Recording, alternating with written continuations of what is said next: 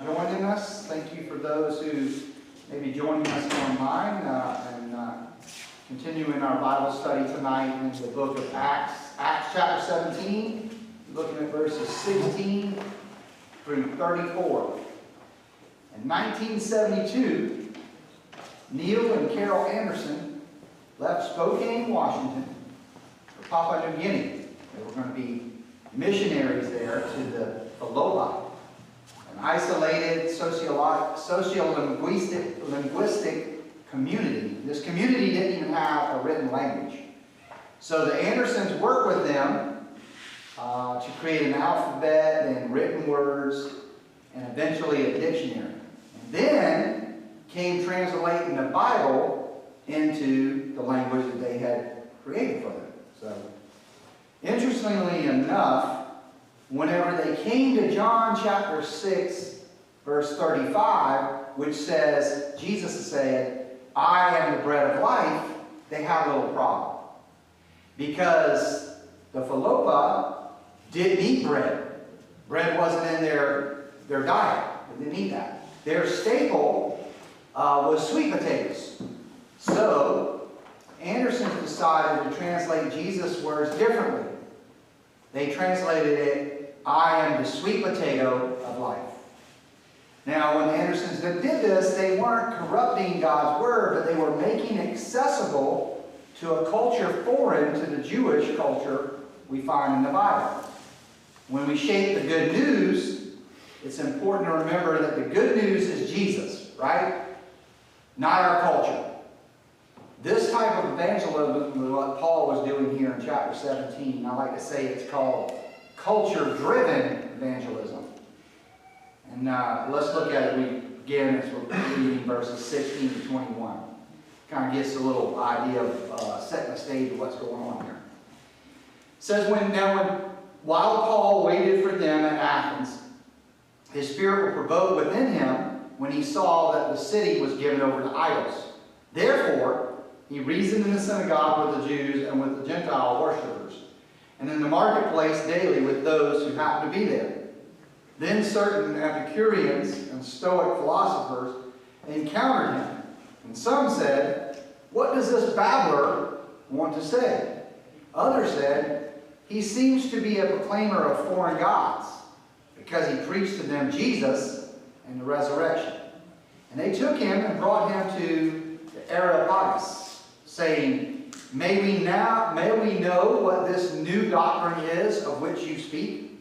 For you are bringing some strange things to our ears. Therefore, we want to know what these things mean. For all the Athenians and the foreigners who were there spent their time in nothing else but either to tell or to hear some new thing.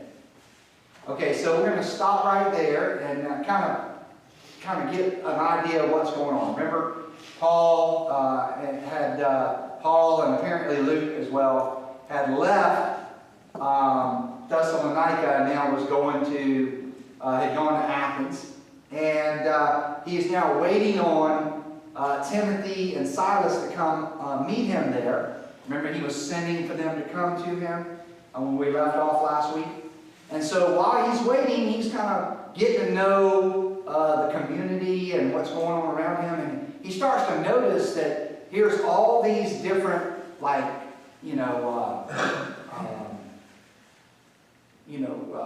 do you call it, shrines and things like that. All these different things for all these different gods. So there's like temples for all these different various gods. The Greeks had a god for just about everything, right?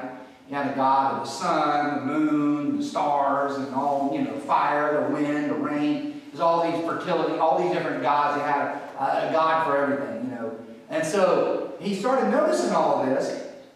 And so as he was preaching in the synagogue and to the Jews and the Gentiles, he began to which was, by the way, remember, his custom. That's kind of what he did. That was his thing.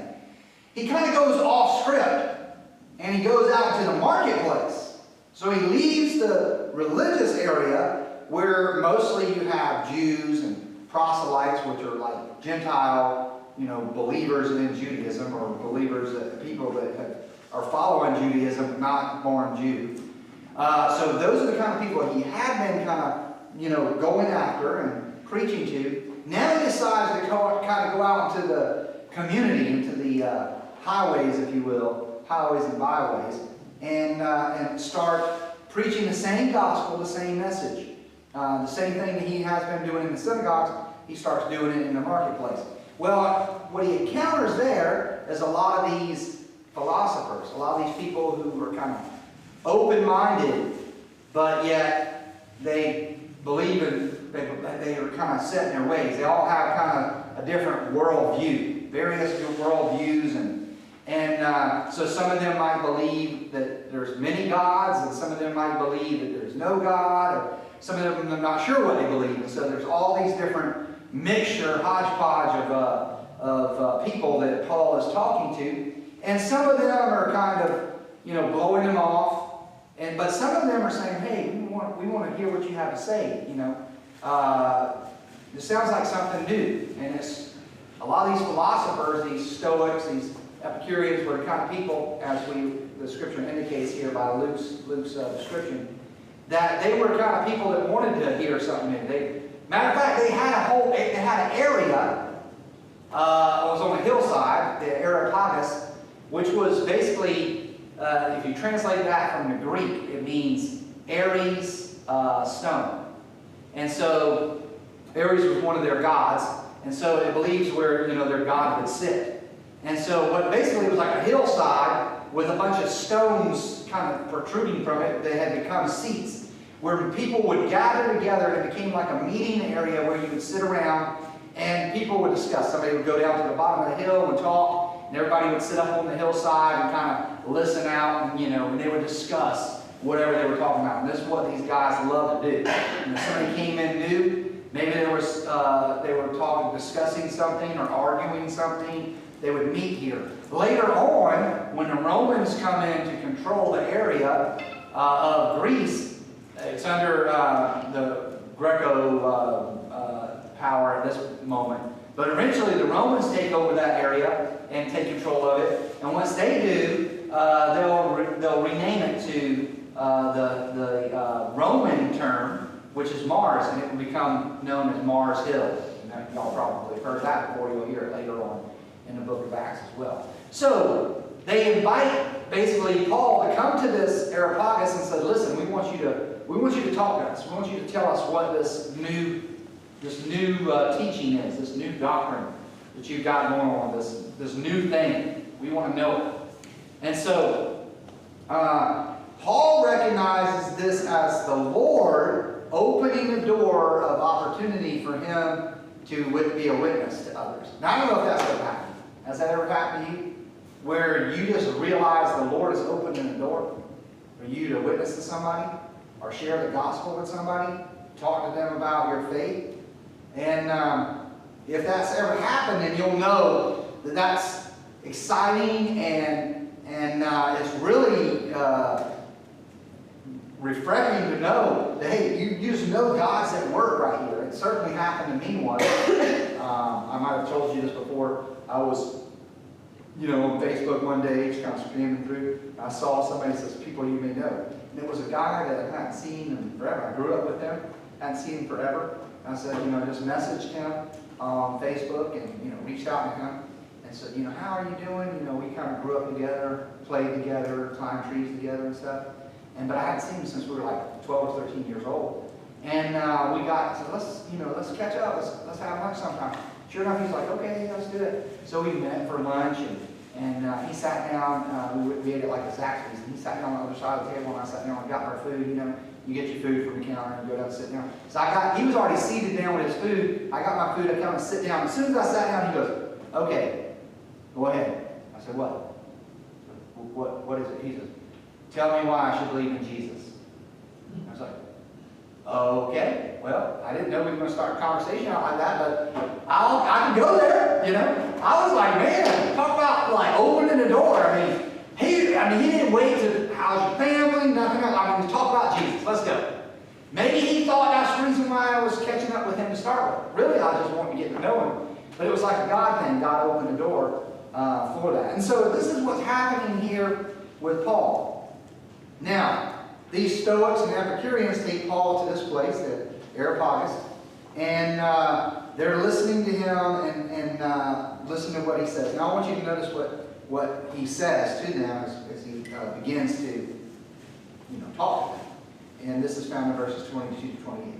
Then Paul stood in the midst of the Areopagus and said, Men of Athens, I perceive that in all things you are very religious. For as I was passing through, considering the objects of your worship, I even found an altar with this inscription, To the unknown God. Therefore, the one whom you worship without knowing, him I proclaim to you. God, who made the world and everything in it, since he is the Lord of heaven and earth, does not dwell in temples made with hands, nor is he worshipped with men's hands as though he needed anything, since he gives to all life, breath, and all things. And he has made for one blood every nation of men to dwell on all the face of the earth, and has determined their pre-appointed times and their boundaries and dwellings, so that they should seek the Lord in the hope that they might grope for him and find him, though he is not far from each one of us. For in him we live and move and have our being, as also some of your own poets have said, for we are also his offspring. I want you to notice how the first thing he does is he connects with them on a personal level. You know, if we're gonna try to bridge this gap and kind of use culture as a catapult to bridge over to Jesus, so we can take people to Jesus and point them to Jesus, then we're going to have to realize that we got to make a personal connection with them. We talk about making personal relationships all the time. That really goes a long way. But I want you to notice how he connected with them. He didn't condemn them, did he? Now, they were all idolaters, right? They were all worshiping various gods. They were all kind of going, away from the truth and not following the truth. So he could have very well said, you guys got it all wrong, right? You're out here worshiping all these false gods. You're out here building temples to things that don't have any kind of power at all. He could have done all that. He could have condemned them, but he didn't. What did he do? Rather than condemn them, what did he do? Find common ground. He not only found common ground, but he compliments. He literally compliments them, doesn't he? He literally says to them, hey, I see you guys are very religious. Y'all are religious people. Man, when you start complimenting somebody, they all of a sudden like you. And they all of a sudden start to listen to you. You go to somebody and say, man, you just got it all wrong. What do you think they're going to do? Shut down. Shut you down, right? They're going to stop while I'm done with you. I'm not listening to you. You go up to them and start talking about, I like what you're saying about this, kind of thing, as you're listening to them. And that's kind of what he was saying. He wasn't saying to them that they were right. He said, I realize that you're very religious. This is a compliment in a way. They probably took it as a compliment because they prided themselves in the fact that they were a religious people. By the way, all people are religious, right? Everybody has a religion. You might not follow Jesus, but you have a religion, correct? We all have one. So they had one, though they weren't following Jesus. So as he's talking to them, then he starts to, he actually says to them that you have, one of your idols is known as the unknown God. He says, and by the way, that is the only one they had right? It was the only God they had right. It was the only one true God. It was the unknown God. They had this inscription. This is to the unknown God. Well, that was the very God that was the only one real. All the others, moon, stars, sun, fire, rain, all that stuff was dead. Those weren't even gods. But the one unknown God was actually real. And so he begins to reveal to them who this unknown God is. And so he introduces them to us. So notice, as we read, what he said about the unknown God. First of all, he said he was creator. He said he has created all living things. By the way, what did these other gods create? Nothing. They were created by the one unknown God. God created all these other things. In other words, what he's saying is, the unknown God, the one I'm talking to you about, created all your other gods. The fire, the moon, the sun, the stars, the earth, the wind, the rain. All that stuff, God created. He is superior to all your other gods. So he's showing them there's a superiority to this God that he's talking about. He also talks about him being a controller. In other words, he says, listen, this God is not controlled by man. It's not made by man. He's not God. Man does not need, God does not need, this God does not need mankind. He doesn't need you to, you can't contain him in a building or in a shrine or in a temple. You can't do that because he supersedes all of that. And so he says even their own false gods were living and bounded by time, bounded by space. He said God is sovereign. The God I'm talking about is sovereign over time and space. And he doesn't need anything. But God does desire us. He desires a relationship with all of his creation. So he talks to him about being a quarter. He talks about that he is placed within each person this desire to long for a God. And so that's why they're reaching out for all these gods. The reason why you're searching for all these gods is because God put it in your heart a desire to know him, a desire to experience him. And that's true of all peoples today, isn't it? God is placed in everybody. Some people call it a God-shaped vacuum. Some people will call it a void, a longing. Some people call it like a conscience. Whatever it is, it's God put this thing, this longing in our heart, and it causes us to. Luke uses the term grope about, looking for God. That means groping means you're kind of crawling around in darkness, feeling because you can't see, and that's the picture of a lost humanity. We're looking for something, but we can't quite see what it is. What happens is God comes and supernaturally illuminates our eyes and vision as he enlightens our heart, awakens us to his Spirit, and that's what draws us to himself for salvation. So he's courting us as a groom does its bride. It's the groom that goes after the bride. Certainly that's the way it was in the Hebrew culture.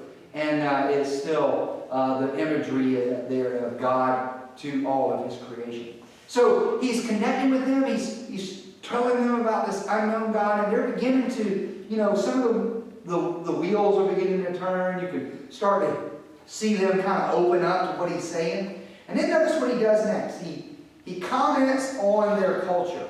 And this is where he's taking the culture and he's going to bridge the gap. Because remember, he said, he quotes actually two people there. He actually quotes from one of their philosophers who makes a statement, and he takes quotes from a poem of another one of their philosophers. So he takes something that they hold dear, something that they treasure, something that they value and give weight to, and he uses those things that they know. Now, Paul obviously he's well versed in philosophy. He was trained among Gamaliel and those guys that were the Apollos and those guys that were like very wise teachers of the day. So he was trained in that, and so he knew what they were the sources they were looking to. So he kind of quotes from that. And why do you think Paul would quote from the philosophers, knowing that even these philosophers had it wrong? Because some people would want to condemn it. Some people say, well, why would you quote from somebody who's not a Christian? People kind of trusted the philosophers. Yeah. If he quoted prophets, they wouldn't even know what he was talking about. Right. And you know what? Just because these guys are wrong or following the wrong way, and maybe you're not followers of Jesus, doesn't mean that they don't say things sometimes that are true. Sometimes they say things true. Does not God even use the heathen to accomplish his will and way? Did not God use heathen kings of the old to accomplish his purposes and speak his words? Absolutely. We can see it throughout the prophets. We can see it throughout the scriptures. And to crucify him on the cross. Yeah. Because did that not happen? Yeah. Absolutely. And so, we see he used that to kind of bridge from where they were to the gospel which he's trying to get across to them. Now, he's trying to make this bridge, and just because these philosophers were wicked men doesn't mean that they weren't speaking some truth, even though most of it was misguided. Now, remember in his letter to Corinth, the church there in Corinth, Paul said this words. He said this, this is in 1 Corinthians 9, 22 to 23. He said, I have become all things to all people, that by all means I might save some. I do it all for the sake of the gospel. So we see that really played out here as Paul is using every tool in his toolbox so that he can get the gospel message into their hands and let their minds remain open to it so that the Holy Spirit can convict them and convince them of what they need to do. So that's kind of what he does here. He bridges that gap between the culture where they are to the gospel where Paul wants them to be. And he wants them to see how things they have been reading and writing in their everyday lives actually hint at the truth, pulling them toward the unknown God, which Paul is introducing them to. Now I want you to notice what happens next as we read it in verse 29 to 34. It says, therefore, since we are the offspring of God, this is Paul continuing his conversation with them, we ought not to think that the divine nature is like gold or silver or stone, something shaped by art and man's devising. Truly, these times of ignorance God overlooked, but now commands all men everywhere to repent, because he has appointed a day on which he will judge the world in righteousness by the man whom he has ordained. He has given assurance to this to all by raising him from the dead. And when they heard of the resurrection of the dead, some mocked, while others said, we will hear you again on this matter. So Paul departed from among them. However, some men joined him and believed. Among them, Dionysius and Areopagus, a woman and a woman named Damaris, and others with them. So what Paul concludes his conversation with is an application, it's kind of like saying, now I've told you all of this, I've kind of introduced you to the unknown God, I've showed you where you're going and some of the stuff you're believing. Although it has a hint of the truth, you're wrong in what you're thinking, but you're not too far off. You can see how I'm connecting the dots for you.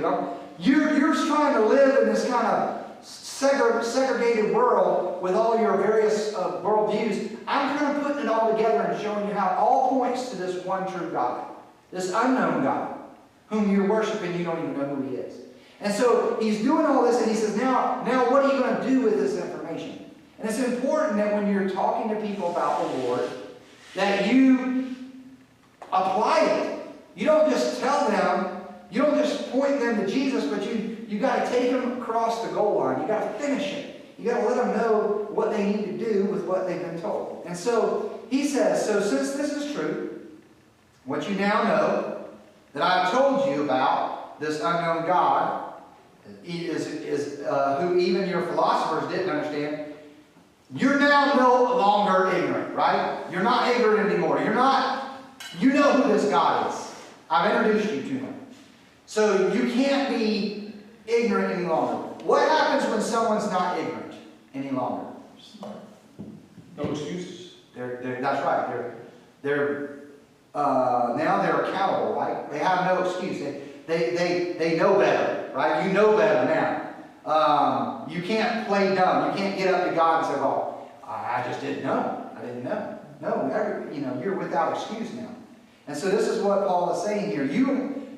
God is holding you accountable. And because God is holding you accountable, he says there's going to come a day when you're going to be judged. God's going to judge us all. And we're all going to be judged. And he said no one will be able to get away with it. We're all going to be judged. And God has proven this because he's appointed his righteous judge whom he's shown you by proof of his resurrection. And who's he talking about? Jesus. He's talking about Jesus. He's talking about, this is Jesus. Now, they all knew who Jesus was. Jesus was not a foreigner, right? Everybody knew about it, even though it had been some time since Jesus had died and rose again, up to this point. But still, it wasn't that long ago. They all knew it. They've heard the stories, and this, religion has started kind of picking up steam. Christianity has started picking up steam, and the church began spreading about throughout Asia and Asia Minor. So it wasn't uncommon for people to hear about this. So when he starts talking about the resurrection, now it's important to understand that when he mentioned the word resurrection, automatically some people just kind of laughed it off, right? Because even among the Jews, some people didn't believe in the resurrection. Who was it that didn't believe in the resurrection who was Jewish? It was a group. Y'all remember who they are? I'll give you a hint. There's two groups. Sadducees. The Sadducees, that's right. Somebody used to tell us in Sunday school, Pharisees believed in the resurrection. The Sadducees did not. That's why they were sad, you see. And the others were Pharisees. Yeah, they were Pharisees. So the fact is that Sadducees didn't believe. So in other words, the Sadducees believe you live, you die, and that's it. You were done. There was no afterlife. You just went into oblivion. That's kind of a sad way to live. It's kind of a sad way to think that life is. Now, I've been working in hospice quite a bit, and in hospice as a chaplain, you're dealing with people facing the end of their life. And I've talked to a lot of people. I would say probably over 100 or maybe 200 people that face the end of their life. This is over probably a 3-year span. And most all of them believed in the afterlife when it all came down to it. Now, I'm not telling you all of them believed in God. There were some people that said they don't even believe in God. But they believed in the afterlife. Believed there was something. There wasn't too many of them just believed and just went into oblivion. One guy told me that one time. He didn't even want to talk to me. He said, I don't even want to talk to Chaplain. And then a couple days later, he wanted the chaplain to come. He says, just for a few minutes, but he didn't want me to talk about Jesus. So I showed up there and just talked to him. And I asked him if I could pray for him, which he said I could pray for him. A couple visits later, he ended up talking to the nurse, and he told me he didn't believe in God. And later on, he told her he did. So I'm thinking, well, most people do believe in God, especially when it comes to the end of their life. But the Sadducees didn't believe in the resurrection, so probably it was some of those guys who were laughing it off. But hey, not all of them laughed it off, because some said they believed and joined him. And I imagine it would be some of those Sadducees that came aboard and said, hey, we're starting to see this. And then maybe it was some of them that believed. And then later it seems like there were some of these Stoics, these Epicureans that were saying, hey, we want to listen to some of what you have to say later on. But then apparently there were two people called out by name, Dionysus and Damaris, who were a man and a woman. Both were called out by name. Now, I haven't found much on them, why they were called out by name, but the fact is that they must have an impact on Luke or in Paul, their testimony or whatever, must have an impact to be included by name as converts on that day. So Paul is beginning out of all those people sitting on this hillside, all we know is just a handful of people believed and turned to God. Now, some people said, we don't want to listen to that, we don't believe any of that, and walked away. Other people said, maybe we'll hear later. We'll return to this. What does that tell you about when you witness to people? Yeah, you'll have a mixed reaction. Sometimes you talk to somebody, I want to ask Jesus in my heart. I want to really confess faith in Christ. I want to follow Jesus. I want to do this. Some people will be like, yeah, you got me thinking. Like that guy that I was telling you I met with, my friend, he was like, yeah, you got me thinking. That's kind of where he left off. I might talk to you again about this. And then you got other people who's like, nah, I don't want to talk to you anymore. So like the guy that didn't believe in God, didn't want me to even come talk to him about Jesus. Nah, I don't want to talk to you anymore. I don't even want Chaplain to come. Blow me on. So you'll have mixed reactions, but it doesn't mean that God's not working. It doesn't mean that you're not doing what you're told to do, which is to share the gospel. Try to bridge the gap. Use what you can. So, as we summarize tonight, what is culture-driven evangelism? What would that look like today? Well, we sort of do it, or we need to do it more where, if it's an older generation or an older crowd you're talking to, you handle that differently than an early 20s crowd, or even teenagers, or, kids. 5-year-olds. Exactly. Yeah. You got to know your audience you're talking to and where they're coming from. Witnessing to somebody here in the Bible Belt is going to be a lot different than witnessing to somebody out in California, right? Or somebody in, let's say, Utah, which is like Mormon world, right? Or the Midwest, or up in New York City. Or the country. Different parts of the country, you'll have different kind of vibes, different kind of cultures, if you will. So you've got to come to, what did Paul do? He went to Athens. He said, I'm going to change it up because I see something going on here. And he used what was going on there as a platform to bring about and bridge people over to the gospel of Jesus, point people to Jesus. And so we got to just be wise, where the scripture says, be wise as serpents, but gentle as doves. You know, we got to kind of use our really engage our minds when it comes to what's going on around us as we're speaking. But then be open to realize, hey, when God opens the door, go do it, right? Walk through it. Don't just give up. Don't just quit. You take those opportunities that God gives you. Now, how can we engage with culture around us and use it to bridge to show people who Jesus is? Can we not do something like, use kind acts, or, like serve in evangelism, or some of these things like that to kind of show people that we are the hands and feet of Jesus? After all, that's what the Lord wants us to do. Obviously, Paul preached Jesus. He was always preaching Jesus, and Jesus resurrected, and certainly we need to do that. But also, we need to realize that God has given us opportunities to be His hands and feet, the hands and feet of Jesus, which is to serve others and to show them God's love in practical ways. And certainly by doing that, we can use culture to bridge the gap. Some cultures based on, the person may be used to a culture where based on your gender, your age, your something, you're considered minimal in society. Yeah. And we don't have to treat them that way. Yeah. I'll tell you a little story to close out tonight. Years ago, I was talking to a missionary to India. Some of y'all might know Carl Hanna. And he was telling me when he first went over there, he went over there and he was like 21 to 22 years old.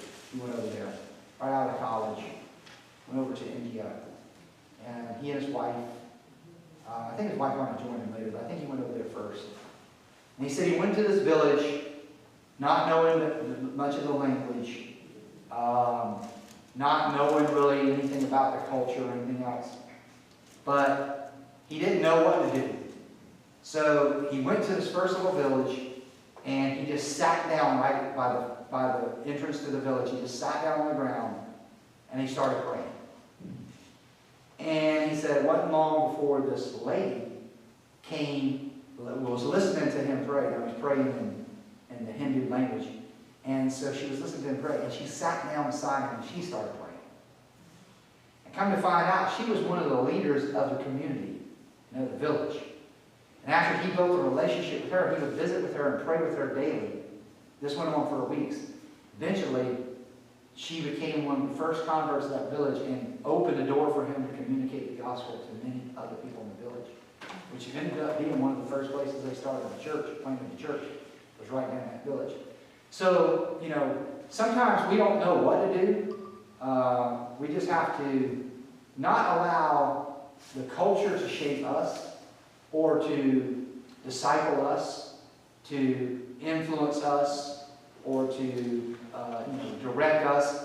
But look at the culture and what's going on around you. Look at what people are doing, what they're listening to, what they're involved with, how they're thinking, and figure out a way you can show them Jesus and bridge between those two things. There may not be a way.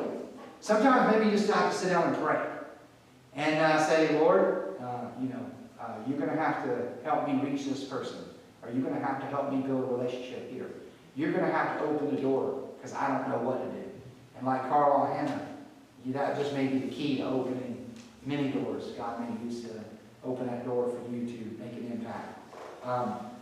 But ultimately, we're to point people to Jesus. And that's what we see Paul doing. That's what we saw Peter doing. That's what we see all these apostles doing throughout the book of Acts. They're pointing people to Jesus Christ because Jesus is that Jesus is enough. So, Hopefully you've been encouraged by this tonight. Hopefully it's been a blessing to you throughout our study. Week 30 into it, rapidly coming along with our study, over halfway done. Okay, we're going to go to prayer time now. Take some prayer requests. I noticed that we had some prayer requests that were texted in this afternoon as a result of the little post that I put out. So thank you for those who put prayer requests on our page. Hopefully you can go there sometime and look over those prayer requests on our prayer wall and just pray for them. And if you do pray for them, just click that little hand prayer tab and it'll let that person know that you prayed for them by email or text or however they are being indicated or informed or notified, I should say. So, again, thank you for joining us online. If you join us online tonight, we thank you for doing that. If you come across this in a replay fashion, we thank you for taking time to watch it. Hopefully it's been encouraging to you. You can always go to our website 24 hours a day, 7 days a week. Click on that prayer tab and list your prayer requests there, and we'll be praying for those things as well. But until the next time, may the Lord bless you always.